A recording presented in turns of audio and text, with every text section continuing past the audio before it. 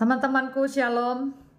Setiap orang percaya dipanggil bukan untuk berdebat, bukan pula untuk memaki orang lain, tetapi setiap orang percaya dipanggil untuk memberitakan Injil, karena kita sudah menikmati anugerah keselamatan dari Tuhan Yesus, dan kita sudah merasakan akan kasih-Nya yang luar biasa menyelamatkan kita. Kita yang seharusnya mati, kita yang seharusnya binasa, tetapi ditebus dosa kita, diselamatkan oleh Kristus Yesus, sehingga kita memiliki pengharapan akan hidup yang kekal.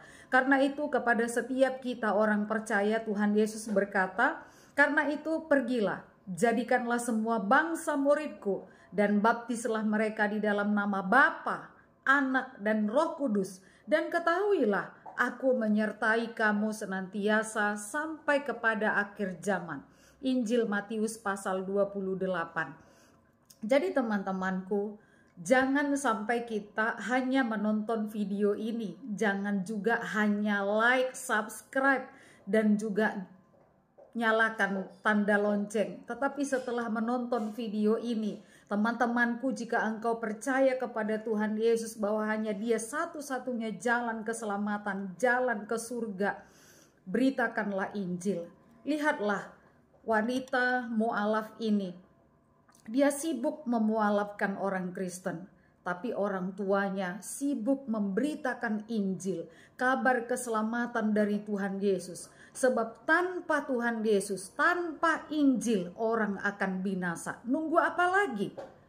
Selamat menunaikan akan tanggung jawab kita sebagai orang percaya untuk memberitakan Injil, dan ketahuilah Tuhan Yesus menyertai kita sekalian.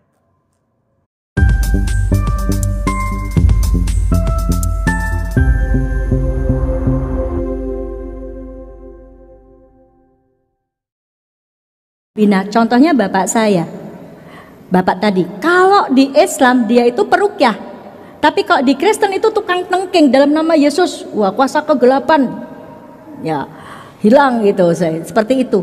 Dan dia aktif betul. Begitu masuk Kristen, dibina di Kristen, sampai sekarang aktif di gereja itu aktif. Ya, dia menginjili sampai di pelosok-pelosok. Bayangkan di usia 83 tahun. Ibu saya 78, mereka masih sampai ke pelosok-pelosok. Saya yang menangis sampai detik ini, sampai detik hari ini saya menangis. Orang tua saya menginjili di Lombok Utara. Padahal Lombok Utara itu dari saya kecil, kami tinggal di Lombok tahun 70, itu menjadi ya objek untuk pemurtatan. Itulah yang mengecewakan saya. Dan embrio gereja di Lombok Utara sudah ada. Baik, yang pertama, ketika ada orang yang murtad dan masuk Kristen, itu berarti menambah jumlah jemaat mereka, ya, menambah populasi mereka. Yang kedua, ini kan untuk hegemoni, kekuasaan mereka. Secara alkitabiah menurut mereka, ya, ketika semakin banyak orang mau menerima Alkitab sebagai berita keselamatan dan menerima Yesus sebagai Tuhan, maka kiamat itu akan segera tiba. Dan yang masuk surga adalah yang menerima Yesus sebagai Tuhan dan menerima Alkitab sebagai berita keselamatan. Itu. Kemudian selanjutnya, ketika seorang murtad masuk Kristen dan dia punya potensi untuk menjadi ujung tombak penginjilan, maka mereka akan dibina. Contohnya bapak saya. Bapak tadi, kalau di Islam dia itu peruqyah, tapi kalau di Kristen itu tukang tengking dalam nama Yesus, wah kuasa kegelapan, ya hilang gitu, saya seperti itu. Dan dia aktif betul. Begitu masuk Kristen, dibina di Kristen, sampai sekarang aktif di gereja itu aktif. Ya, dia menginjili sampai di pelosok-pelosok. Bayangkan di usia 83 tahun. Ibu saya 78, mereka masih sampai ke pelosok-pelosok. Saya yang menangis sampai detik ini, sampai detik hari ini saya menangis. Pada waktu saya mengikuti acara KNAP dan saya menerima Mu'alaf Award tahun 2017, saya ketemu Bupati Lombok Utara. Saya sampaikan kepada beliau, orang tua saya menginjili di Lombok Utara. Padahal Lombok Utara itu dari saya kecil, kami tinggal di Lombok tahun 70, itu menjadi ya objek untuk pemurtatan. Susah banget. Susah sekali Lombok Utara itu. Nah, begitu ada bencana, 3 hari bencana di Lombok, ibu saya dengan adik saya dan timnya sudah ke sana. Saya melihat di Facebook dengan berurai air mata. Maka ketika saya ketemu dengan Bupati Lombok Utara, saya bilang, Bapak, saya mohon fasilitas untuk saya bisa berangkat ke Lombok. Saya akan membentengi di sana. Ini loh fotonya ibu saya dengan adik saya sudah menginjili di sana. Saya bilang, baik. Tapi sampai detik ini, itulah yang mengecewakan saya. Dan embrio gereja di Lombok Utara sudah ada.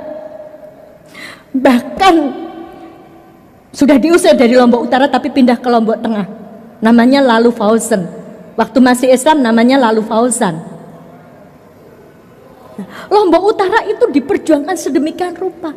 Mereka yang murtad, menurut orang Kristen, mereka yang dari Islam masuk ke Kristen, mereka dibina sedemikian rupa. Banyak murtadin, bayangkan siapa Yusuf Roni, siapa Hamran Hamri. Mereka jadi ujung tombak pemurtatan.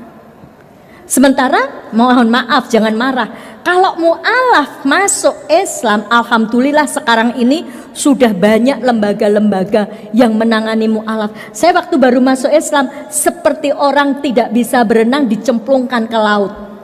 Bagaimana supaya saya tetap eksis di dalam keislaman saya? Saya masuk Islam bukan karena menikah dengan orang Islam, tapi saya mencari sebuah kebenaran agama apa yang bisa menghantarkan saya masuk Islam. Saya mencari mulai umur 13 tahun dan saya menemukan ketika umur 37 tahun, 24 tahun mencari sebuah kebenaran dan tidak ada orang Islam satupun yang mendakwai saya. Padahal saya tinggal di Pulau Lombok, Pulau 1000 masjid. Justru teman-teman saya yang Islam, yang tadinya rajin sholat, rajin ke masjid, setelah bergaul dengan saya tidak sholat, tidak ke masjid. Bahkan saya memacari aktivis-aktivis muslim. Suami pertama saya ketua pengajian yang saya murtadkan. Dan seorang aktivis mahasiswa Islam. Itu. Jadi kalau ditanya apa yang dimaui dari Kristen ketika ada orang Islam murtad, mereka mau jadi ujung tombak kristenisasi dan pemurtadan. Ya, Mas. Teman-temanku, saya ingin memberikan komentar terkait pernyataan wanita mu'alaf ini yang mengatakan bahwa tujuan daripada para murtadin adalah supaya mereka menjadi agen-agen kristenisasi. Itu salah besar. Kenapa kita memberitakan Injil? Apa alasan kita memberitakan Injil? Yang pertama adalah karena kita mempercayai seperti yang tertulis di dalam kitab suci bahwa keselamatan itu hanya ada di dalam Tuhan Yesus. Jadi kita rindu supaya orang lain yang belum mendapatkan keselamatan itu boleh mendapatkan anugerah keselamatan di dalam Tuhan Yesus melalui Injil yang kita beritakan, supaya dengan demikian mereka boleh menerima kasih karunia dari Tuhan. Yang kedua, mengapa kita memberitakan Injil? Alasannya adalah karena itu adalah perintah Tuhan Yesus sendiri. Tuhan Yesus sebelum naik ke surga, dia berkata kepada murid-muridnya, dan kita juga orang percaya adalah murid-murid Tuhan Yesus. Dia memerintahkan, dia memberikan amanat agung supaya setiap kita memberitakan Injil kepada setiap bangsa dimanapun berada, dan Tuhan menjanjikan adanya penyertaan. Jadi bukan kristenisasi.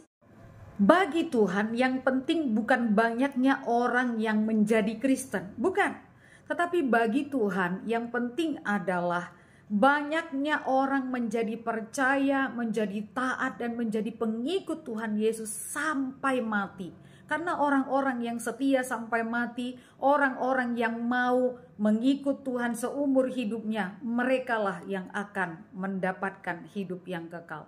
Jadi teman-temanku, jangan sampai kita salah memahami dan jangan sampai kita terpengaruh oleh ajaran-ajaran tetangga kita. Kita bukan untuk mengkristenisasi, tetapi untuk memberitakan Injil supaya orang yang belum percaya menjadi percaya.